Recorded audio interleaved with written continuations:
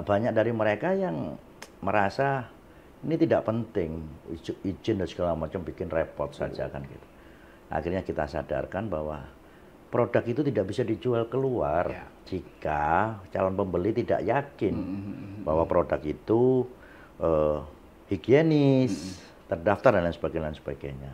Mungkin platform marketing digital itu kan banyak ya, kita bisa menjual lewat itu tadi. Cuman bagaimana meyakinkan calon pembeli bahwa makanan yang akan mereka beli, yang akan mereka konsumsi itu higienis. Harapan kami adalah pemerintah betul-betul concern juga membantu mereka agar mereka lebih cepat dan masif memasarkan barangnya, produk-produk. Makanya banyak saya amati ini mohon maaf ini, kasihan juga ini pengusaha-pengusaha atau pengusaha kecil. Baru buka warung, ngejar murahnya, dia jual murah, akhirnya tutup.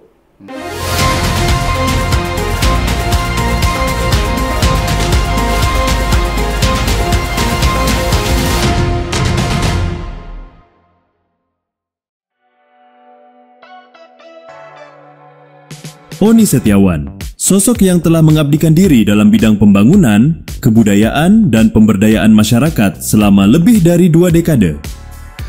Ia menempuh pendidikan dasarnya di SD Negeri Kertajaya 11 Surabaya, melanjutkan ke SMP Dapena 1, dan menyelesaikan pendidikan menengah di SMA Negeri 6 Surabaya. Perjalanan intelektualnya berlanjut di Universitas Airlangga, salah satu perguruan tinggi ternama di Indonesia.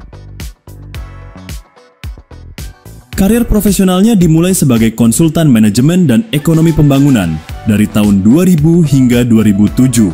Ia kemudian aktif sebagai konsultan program penanggulangan kemiskinan Kota Surabaya hingga tahun 2014, sebelum beralih menjadi wira swasta dan membangun kemandirian ekonomi di bidangnya sendiri. Dalam dunia organisasi, Oni Setiawan dikenal sebagai aktivis yang konsisten. Ia pernah aktif di DPC GMNI Kota Surabaya, menjabat sebagai pengurus Dewan Kesenian Jawa Timur periode 2015 hingga 2020, serta menjadi bagian dari DPD Alumni GMNI Jawa Timur. Kini, ia mengemban amanah sebagai Wakil Ketua Bidang Kebudayaan di DPD PDI Perjuangan Jawa Timur. Dengan pengalaman yang luas dan komitmen terhadap perubahan sosial, Oni Setiawan terus menapaki jalan pengabdian untuk Jawa Timur yang lebih maju, adil, dan berbudaya.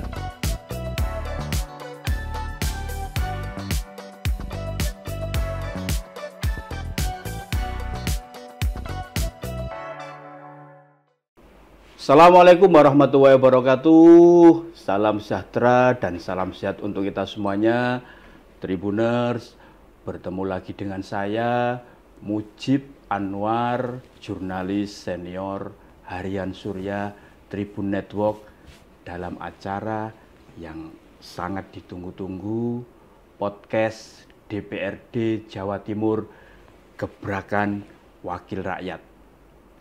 Tribuners dan para pemirsa dimanapun Anda berada, pengembangan UMKM dan koperasi sangat penting sebagai upaya untuk pemberdayaan ekonomi masyarakat, karena keduanya berperan langsung dalam menggerakkan ekonomi dari bawah, memberikan kesempatan yang lebih luas kepada masyarakat untuk terlibat dalam kegiatan ekonomi secara aktif dan mandiri. UMKM dan koperasi juga membuka peluang usaha bagi masyarakat kecil, menengah, dan juga masyarakat marginal yang seringkali tidak tersentuh oleh sektor formal atau korporasi besar. Tegasnya, ini menjadi salah satu jalur nyata bagi masyarakat untuk bisa mandiri dan berdaya secara ekonomi, menjadi lebih sejahtera. Tribuners, untuk itu, podcast Gebrakan Wakil Rakyat kali ini kita akan mengangkat tema pengembangan UMKM dan koperasi dalam upaya pemberdayaan masyarakat Untuk itu, dalam podcast kali ini kita akan mengangkat tema pengembangan UMKM dan koperasi dalam upaya pemberdayaan ekonomi masyarakat di Jawa Timur. Nah, saat ini sudah hadir tamu istimewa. Beliau adalah anggota Komisi B Bidang Perekonomian DPRD Jawa Timur, yang juga politisi dari fraksi PDI Perjuangan Dapil Jatim 12 wilayah Tuban Bojonegoro. Kita sambut Bapak Oni Setiawan SE atau yang akrab disapa Mas Oni. Assalamualaikum Mas Oni. Waalaikumsalam Mas Mujib. Mas, terima kasih loh ini. Siap. Di saat di sela-sela kesibukan yang luar biasa masih menyempatkan diri untuk hadir mengulas tema yang sangat menarik soal UMKM dan koperasi. Ya. Mas Oni, ini kan salah satu sektor utama yang menjadi backbone ekonomi kerakyatan ya, UMKM dan koperasi ini. Bahkan koperasi itu kan juga soko guru perekonomian nasional. Tapi lebih lengkap lagi jika di situ ada UMKM. Nah, atas ini Mas, gimana untuk pengembangan UMKM dan koperasi di Jawa Timur ini, Mas? Bisa dijelaskan? Ya, terima kasih. Jadi begini Mas Mujib, berkaitan sama UMKM, usaha mikro, kecil dan menengah, memang kami konsentrasi pada usaha mikro saat ini ya. Mengapa demikian? Karena usaha mikro ini menjadi apa ya, termasuk bisa dikatakan tulang punggung perekonomian rakyat. Usaha itu bisa produknya macam-macam, ya kan? Contoh produk kuliner lah.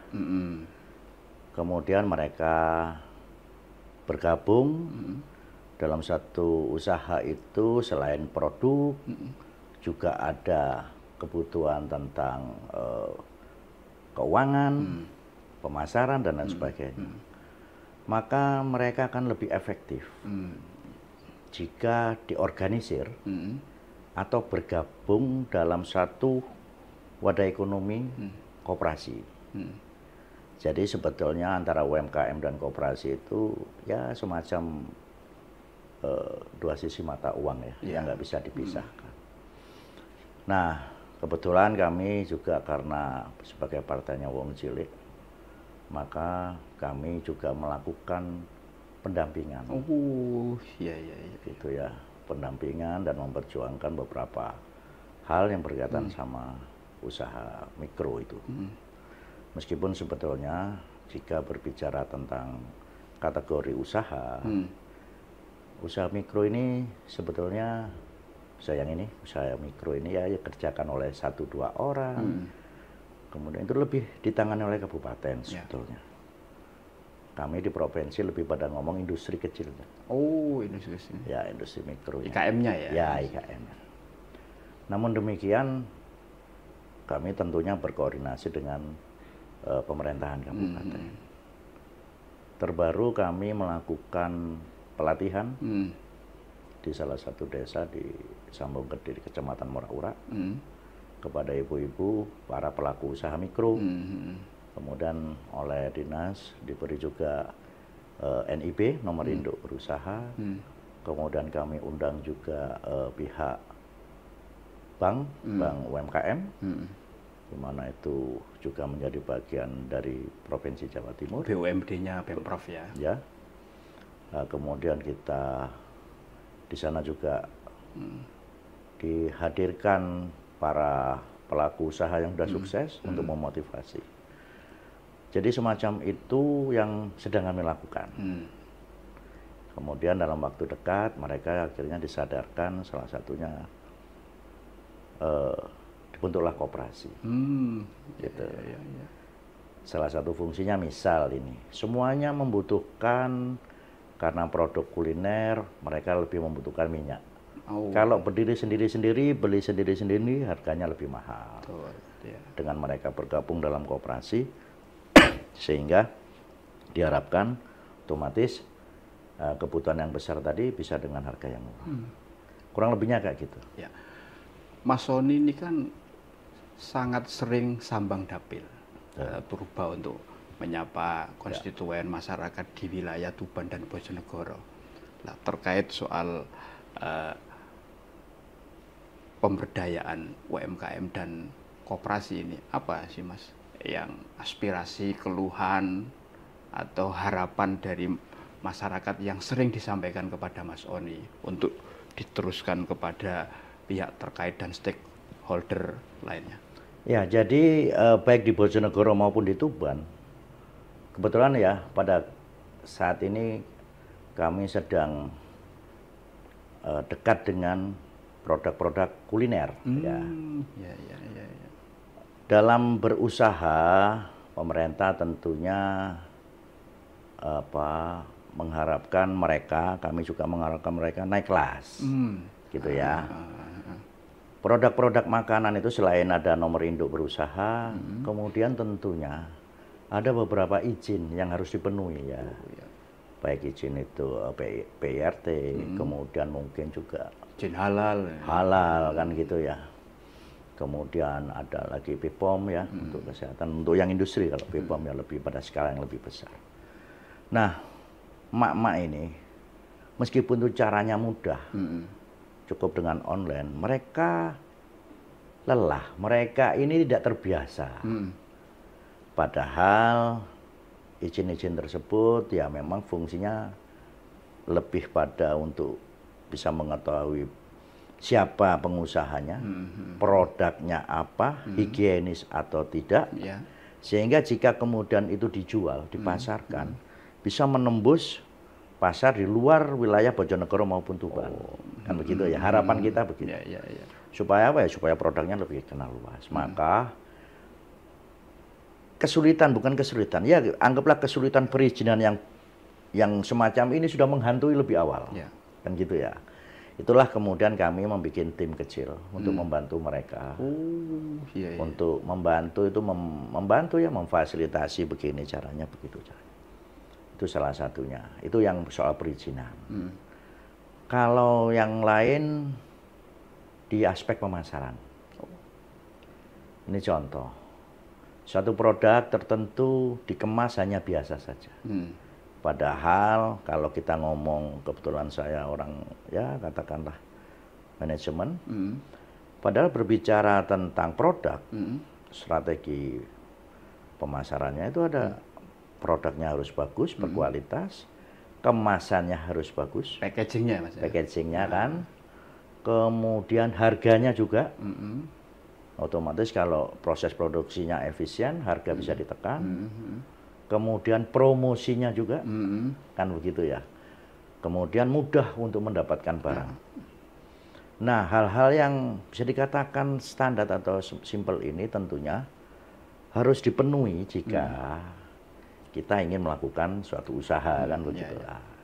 Itu contoh. Sehingga kami bersama teman-teman itu ya cukup banyak hal yang harus dilakukan untuk mendampingi mereka agar mereka bisa sukses dalam berusaha. Saya pikir itu.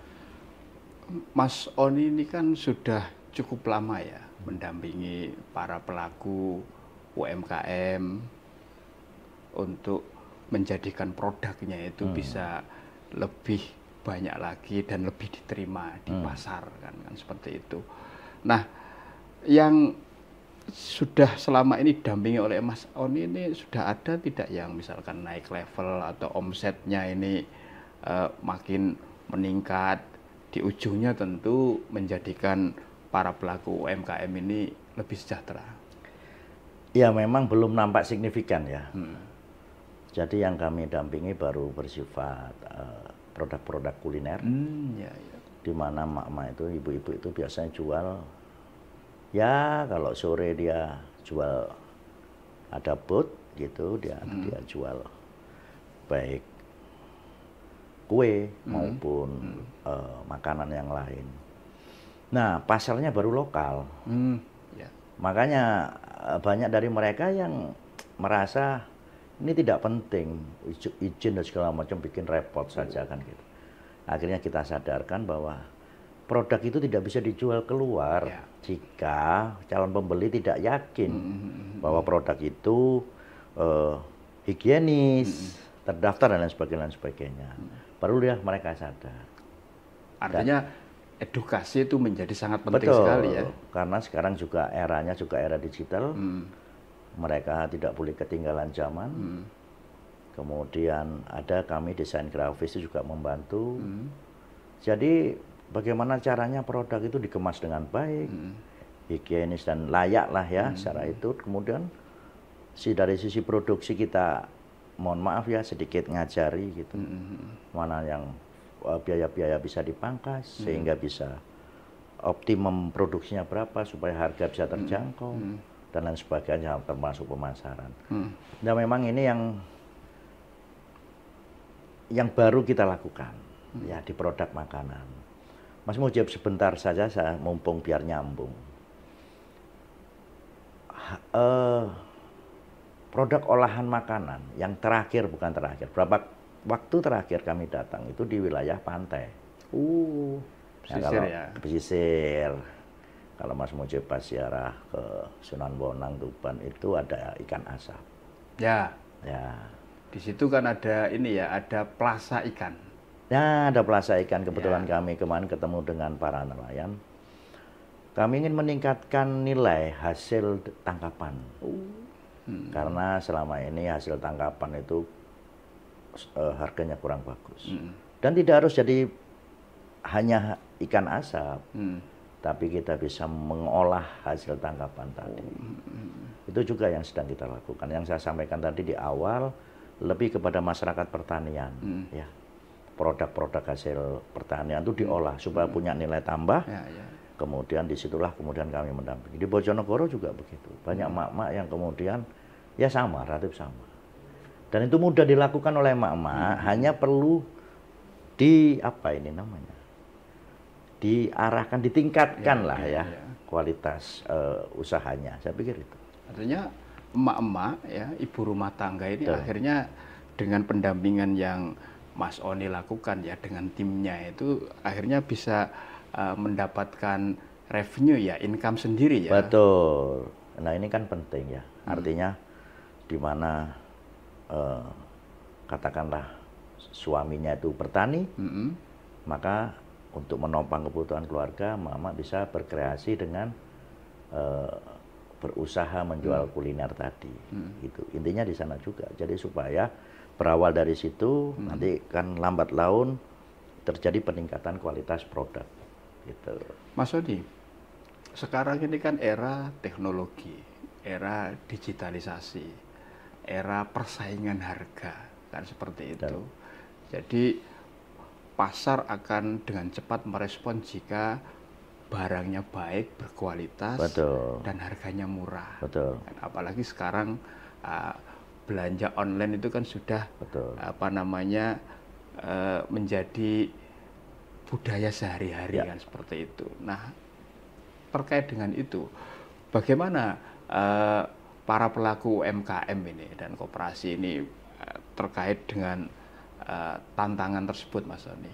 Apa yang mestinya perlu dilakukan dan dipersiapkan? Ini kebetulan cukup terintegrasi ya, artinya kebutuhannya cukup kompleks ya. Jadi contoh begini, produk makanan Mas Mujib. Mungkin platform marketing digital itu kan banyak ya. Kita bisa menjual lewat itu tadi. Cuman bagaimana meyakinkan calon pembeli bahwa makanan yang akan mereka beli, yang akan mereka konsumsi itu higienis. Ya kan tentunya disitulah fungsi peran pemerintah untuk menjaga dan memberikan izin. Bahwa dengan izin tertentu sudah melalui pantauan pemerintah, produk ini cukup higienis. Maka yang akan membeli yakin. Bayangkan jika kemudian kita pasarkan secara online, tapi tanpa diketahui ini urusan makanan masuk ke tubuh ini kan bahaya gitu ya. Disitulah kemudian para pelaku usaha mikro untuk urusan kuliner baru sadar, gitu loh ceritanya, baru sadar bahwa iya ya, nah gitu. Jadi memasarkan barang pun itu juga masih ada kaitan sama tadi. Belum lagi kalau kemudian seandainya kita mau masuk ke pasar modern, ya ke toko-toko itu, tidak bisa jika tidak ada izin tertentu. Ya memang harus menjaga bagaimana konsumen yang akan mengkonsumsi produk itu aman betul. Kemarin salah satu produk yang menurut saya enak itu adalah kerupuk dari tulang ikan. Nah ini contoh. Beliau sudah berusaha dan saya rasa enak betul. Tetapi memang harus ada izin BPOM gitu ya, untuk sebagai syarat dia bisa menjual. Maka harapan kami adalah pemerintah betul-betul concern juga membantu mereka agar mereka lebih cepat dan masif memasarkan barangnya, produk-produk. Gitu. Salah satu wujud bantuan, ya artinya kehadiran pemerintah untuk membantu dan memberdayakan UMKM itu apa, Mas? Selain tadi misalkan disampaikan Mas Oni, apakah memasarkan atau perbankan ya, bantuan modal dan lain sebagainya, seperti apa? Dan fakta di lapangan yang seringkali Mas Oni temui bagaimana? Ya, jadi pemerintah ini cukup apa ya ini kalau bahasa Jawa itu ya, kepondal-pondal ya. Apa? Kepondal-pondal itu bahasa Indonesianya apa itu? Jadi kemajuan teknologi ini di mana para pelaku usaha maupun konsumennya bertransaksi lewat media-media elektronik. Jadi di era digital ini gampang sekali. Pemerintah kesulitan untuk mengikuti. Contoh, mereka ingin membantu memasarkan. Para pelaku ini sudah tahu kok dia bagaimana memasarkan. Ya kan? Sudah ada tutorialnya ya? Sudah ada, gampang sekali. Kemudian mau dibantu apa lagi sekarang itu gampang bagi para pelaku itu. Memang kalau dibutuhkan anak muda ya untuk membantu itu. Nah sehingga pemerintah provinsi yang saya tahu ini salah satu contoh, kemarin bank BPR-nya itu, bank UMKM-nya tadi disupport untuk keserannya itu beban bunga jika dalam 1 tahun 11 sekian persen, sekarang cukup dengan 3%. Bunganya ya? Bunganya. Dan itu flat, Mas? Ya, dan itu ditanggung. Ada subsidi? Ada subsidi. Kemudian untuk hak paten merek, pemerintah juga, pemerintah provinsi membantu itu untuk free pembiayaan, karena lumayan juga kalau kita hak desain, hak patennya itu tadi tergantung kategorinya itu melalui Kemenkumham, beberapa itu dibantu supaya free. Juga ada pelatihan tentang itu tadi ya sampaikan, pemasaran dan sebagainya. Tetapi memang jumlahnya kurang ya. Maksud saya ini masih kurang banyak lah. Bantuannya ini masih kurang banyak karena pelakunya banyak sekali gitu ya. Saya pikir itu. Mas, kadang itu kan usaha UMKM, nah, itu kan dia mungkin visible ya. Tapi tidak bankable. Nah, gimana ini nanti? Nah, solusinya? Itu ada salah satu solusi kemarin saya sampaikan kepada teman-teman dinas juga, kemudian kepada dampingan kami. Memang kita perlu betul-betul, kenapa kemudian kami minta itu yang akan menjadi pematerian adalah pihak perbankan. Bagaimana cara mencatat? Mereka harus tahu kenapa sih suatu usaha itu dianggap layak jika dia sudah bergerak sekian tahun, anggaplah 3 tahun, dia sudah mengalami fase naik turunnya usaha.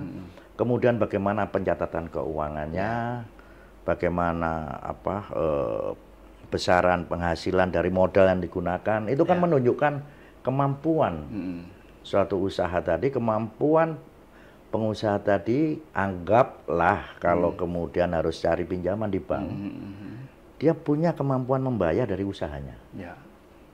Nah, disitulah kemudian pelatihan pencatatan keuangan, manajemen keuangan dan segala macam tadi yang diminta sebagai syarat perbankan, maka itu memang harus dipenuhi, gitu ya. Hanya saja rakyat kecil kok jaluannya kok cek nemen angel ya, gitu lah. Kita tentunya ngasih terobosan lah, gitu. Terus kan ini kan sekarang kan lagi viral ya, produk-produk UMKM tertentu itu ternyata juga apa namanya banyak digemari oleh masyarakat kan. Nah, di Tuban sama Bojonegoro ini apa Mas yang kira-kira jadi maskot atau mungkin produk baru ya, yang tadi Mas Ori sebutkan tadi yang apa tulang ikan tadi ya, kan itu ya kan, ada tidak yang kalau di Tuban di Kecamatan Kerek itu ada batik ya, batik Tuban ya, batik Gedok salah satunya, dan itu sudah IKM ya. Baru beberapa hari yang lalu saya ketemu dengan pelakunya, bagaimana kemudian mereka menyatakan ini cukup lesu sekarang. Terus kemudian ya kita ngobrol, apa masalahnya?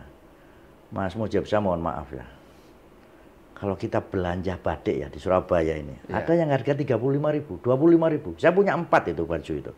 Pernah beli saya itu, 4. Di Surabaya? Iya di Surabaya, 25, 35, coba bayangkan. Itu batik tulis atau batik pabrikan? Batik pabrikan dan kemungkinan bahan bakunya impor juga. Kemampu, jadi persaingannya ini ketat, gitu ya.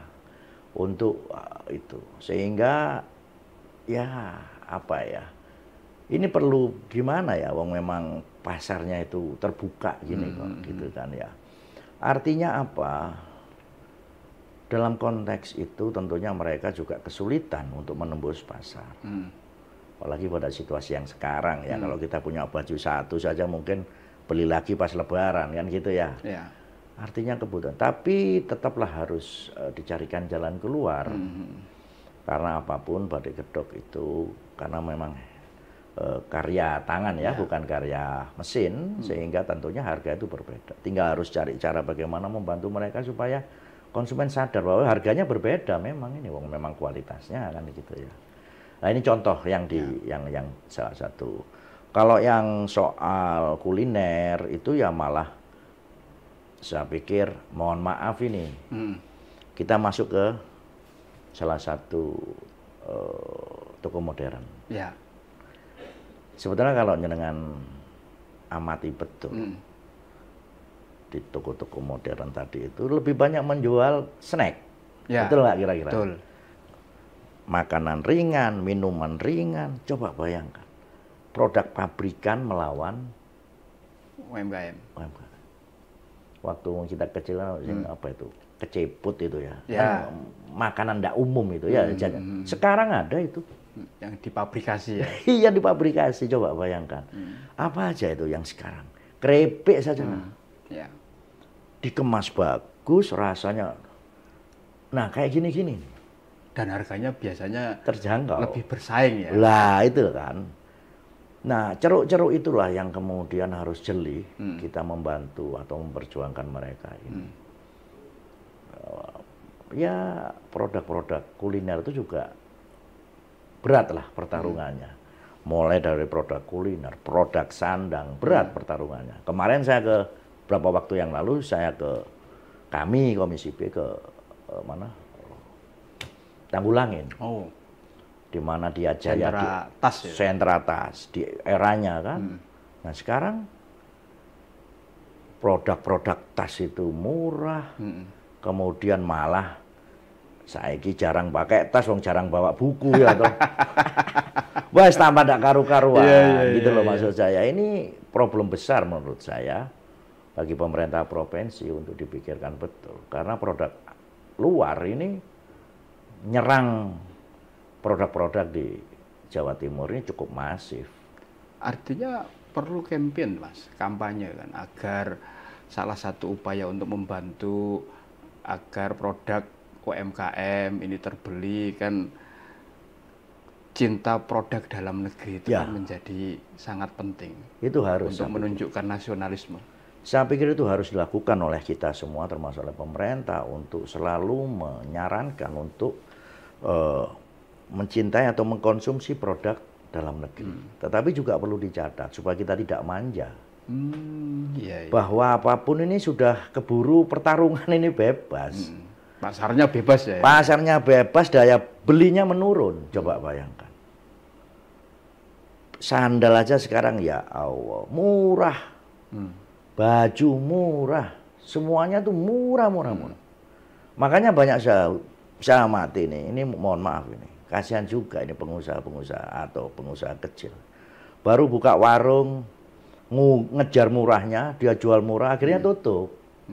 Karena untungnya nggak nyampe. Bakar uang ya, bakar uang ya Mas. Iya, lu karena dia nggak ini gitu loh maksud saya. Ini menurut saya harus ada apa ya, effort yang lebih dari pemerintah untuk membantu mereka. Saya pikir itu. Ya, kan kalau effort itu tidak diimbangi dengan bantuan ya, mungkin secara nyata Mas kan. Effort kan harus ada tidak ya, misalkan dari APBD Jawa Timur itu yang khusus untuk support agar UMKM, koperasi itu lebih berdaya kan, seperti itu, bisa naik kelas. Ya. Tentunya sesuai dengan klasifikasi masing-masing ya, mana yang mikro, mana yang kecil, mana yang menengah, kan, seperti itu. Itu memang ada Mas Mujib, tetapi saya ngomong fair di sini. Bagaimana bantuan itu sudah dikemas dalam bentuk menu bantuannya. Oh. Nah ini kan masalah sebetulnya. Ya ini karena ada sistem ya, sistem yang ini contoh. Kita berbicara tentang kuliner, mereka membutuhkan alat apa itu namanya, blender atau apa itu, supaya dia bisa memproduksi dengan kualitas yang bagus, kuenya tadi cukup massal, ya meskipun lebih efektif dan efisien dia. Tetapi program itu tidak ada, bentuk bantuannya tidak ada di menunya. Menunya pemerintah tidak ada. Artinya apa? Seharusnya pemerintah mendengar dulu, melihat dulu, tidak asal saja disediakan bantuan, misal anggaplah blender, ternyata yang dibutuhkan yang lain. Lah ngapain juga diambil? Tapi bagi rakyat kalau nggak diambil emang ya kan malah nggak pas gitu ya. Ini contoh saja. Maka alat pengemas misal. Ya, saya pikir pemerintah harus lebih mendengarkan rakyat lah. Kami kan turun itu dalam rangka menyampaikan itu. Gitu, kan kalau UMKM, koperasi ini kan leading sektornya Komisi B, kan seperti itu. Ketika ada aspirasi, harapan, keluhan dari masyarakat kan tentunya kan disampaikan ya sebagai bentuk pengawasan, evaluasi, monitoring. Lah, prakteknya seperti apa Mas Sony? Aduh, saya mohon maaf harus sampaikan itu ya tadi. Banyak menu yang tidak sesuai dengan kebutuhan yang ada di bawah. Contoh ini, pada saat kita harus mengolah hasil laut, anggaplah usaha kecil itu menjadi industri kecil atau apapun namanya, penampungan ikan dan sebagainya, nggak ada di menu itu. Padahal itu yang sangat dibutuhkan oleh mereka. Itu dibutuhkan. Misal alat asap. Ya, kemudian misal oven, oven bagi ikan itu ya, nggak ada. Ya saya nggak bisa membantu rakyat itu karena di menunya nggak ada. Nah ini maksud saya menjadi PR kita.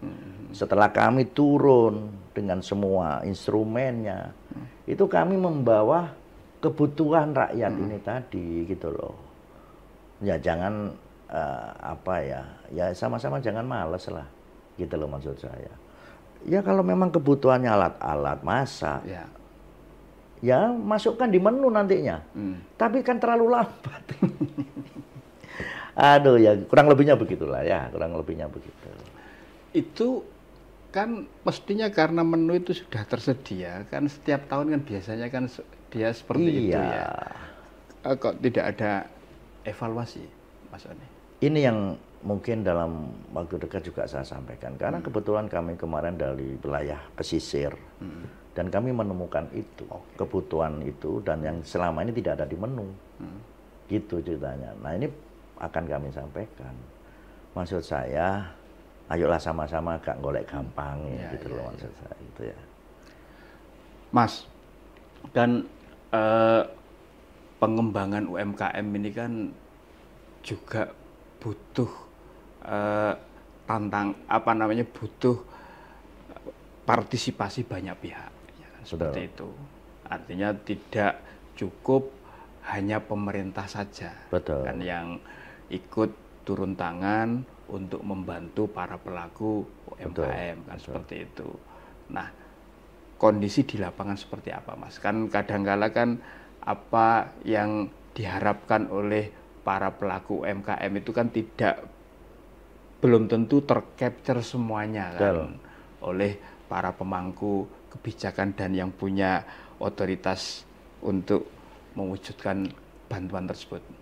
Ya, jadi selain pemerintah, ada juga para pelaku usaha ya dengan CSR-nya. Tetapi itu sendiri juga kadang tidak sesuai, gitu ya. Misal ini ada pabrik semen. Artinya model UMKM binaan ya? Binaan. Tapi kalau kebutuhan bantuan semen ya dia memang tempatnya, kan begitu. Cuman pada saat harus berbicara tentang UMKM, ya mungkin juga harus ada tim lah yang membantu. Itu yang pertama. Yang kedua ya semacam mereka lah ya. Kebetulan saya ini sekitar 7 tahun di program penanggulangan kemiskinan.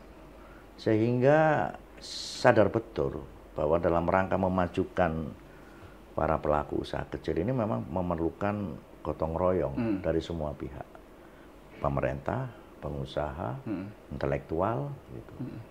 Nah, saya pikir memang betul seperti yang katakan Mas Mujib.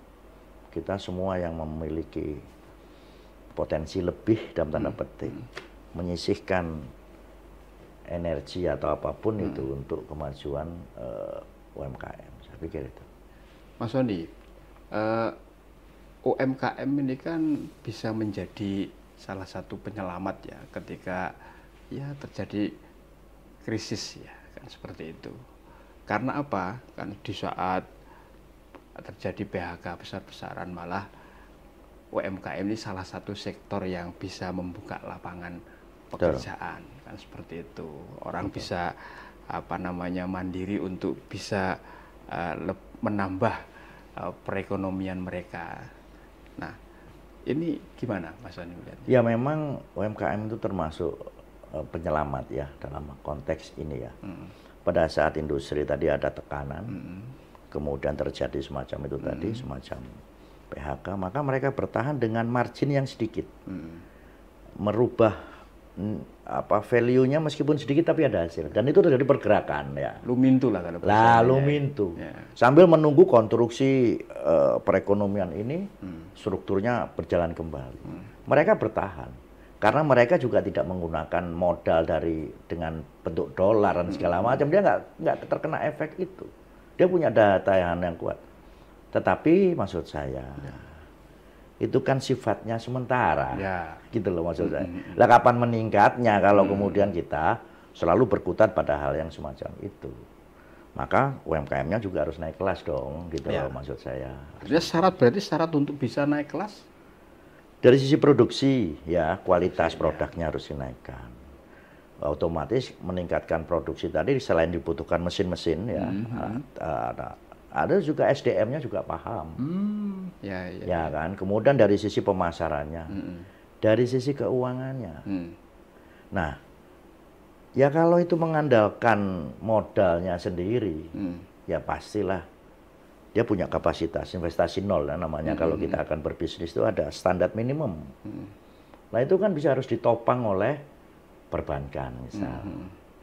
Nah mau pinjam syaratnya juga ruwet yang tidak karu-karu. Nah ini fungsi pemerintah harus mempermudah ini supaya dia cepat bergerak gitu loh, supaya cepat berproduksi, cepat memasarkan dan sebagainya. Apalagi ini ya Mas Sony ya, yang kontribusi UMKM atas PDRB ini kan sangat besar ya. Sangat besar itu. Dan itu tadi dia ini pahlawan real kok. Real, dia sektor real betul. Ini coba sekarang situasi kayak gini. Ada banyak faktor eksternal dan global ini ya. Iya, ini sudah bisa hampir diprediksi ini. Artinya di sana akan memunculkan para UMKM baru dan sebagainya. Gitu saya pikir ya tugas pemerintah lah, saya mikir lah kan gitu ya, masuk berarti ya, supaya kita sama-sama memikirkan tentang keberadaan UMKM dan kemajuannya karena memang itu tulang punggung kita. Mas Oni, terakhir ini, apa ini harapan ya dan pesan dari Mas Oni ini agar UMKM dan koperasi di Jawa Timur itu makin berkembang dan punya daya saing lah, kan seperti itu, untuk masyarakat itu lebih sejahtera secara ekonomi. Ya, memang pemerintah UMKM harus naik kelas ya. Maka dari sisi produksi harus ditingkatkan kualitasnya, dibantu peralatannya, kan gitu ya. Dari sisi pemasaran dia harus dibantu juga. Dari sisi keuangan, mengandalkan koperasinya saja itu kan kurang. Supporting pemerintah ini penting untuk mensupport pembiayaan. Jadi banyak hal yang menurut saya harus dilakukan oleh pemerintah. Dari sisi peningkatan produksinya, kapasitas, memudahkan izinnya, ngasih pelatihan supaya makanan mutu higienis macam-macam, pencatatan keuangannya. Artinya itu agak lebih diseriusi, gitu loh maksud saya. Supaya mereka naik kelas, Saya pikir itu. Untuk pemberdayaannya ini, apakah yang didahulukan mana? UMKM dulu, atau koperasi dulu, atau bareng, atau seperti apa? Ya, UMKM ini kan pelaku bisnisnya. Ya. Kalau mereka bergabung, diwadai dalam satu bentuk yang namanya koperasi. Nah, itu ini kan lembaga koperasi ini kan lembaga bisnis sebetulnya. Yang pemerintah lebih banyak membantunya di sana. Jadi dikonsolidasi atau diorganisasi atau berkelompok menjadi satu badan usaha. Ini contoh. Pada saat seorang pengusaha mikro tadi mencari modal, dia cari dengan berteman, dengan di koperasi tadi dia lebih kuat, dia. Dia bisa lebih efisien, dia lebih mampu mengkolek dana untuk perputaran dan lain sebagainya. Jadi dua hal ini menurut saya harus seiring gitu loh. Saling mengisi ya? Saling mengisi, betul. Satu pelaku bisnisnya, satu lembaganya. Gitu menurut saya. Mas, paling akhir ini. Untuk closing statement Mas. Apa ini? Agar UMKM dan koperasi kita itu makin berkembang dan berdaya, di ujungnya tentu masyarakat kecil, terutama para pelaku UMKM ini bisa semakin sejahtera. Ya, jadi saya setuju sama tadi, kita harus bergotong royong. Kita harus bergotong royong, pemerintah harus sungguh-sungguh membantu mereka. Kemudian para pelaku usaha mikro ini tadi harus betul-betul bersemangat, nggak boleh males, mau maju kan gitu ya. Lah pihak-pihak yang punya potensi menjadi mitra, baik itu perusahaan menengah atau besar, juga bisa menyedot hasilnya, gitu maksud saya. Nah, ini penting. Ya, jadi supaya ini yang disebut gotong royong gitu loh. Supaya yang di bawah ini juga bergerak, bisa mensuplai yang ada di level di atasnya. Saya pikir itu. Oke. Mas Oni, terima kasih ini pencerahan dan ulasannya terkait pentingnya melakukan berbagai macam upaya agar UMKM dan koperasi kita itu makin berkembang dan lebih berdaya serta bisa mensejahterakan masyarakat. Sama-sama. Baik, Tribuners, terima kasih juga Anda sudah setia menyaksikan gebrakan wakil rakyat di podcast DPRD Jawa Timur. Tetaplah setia di channel kesayangan Anda, YouTube Harian Surya Tribun Network. Mata lokal menjangkau Indonesia. Saya Mujib Anwar undur diri. Assalamualaikum warahmatullahi wabarakatuh. Salam sejahtera untuk kita semuanya. Dan jangan lupa belilah produk-produk UMKM. Cintailah produk dalam negeri.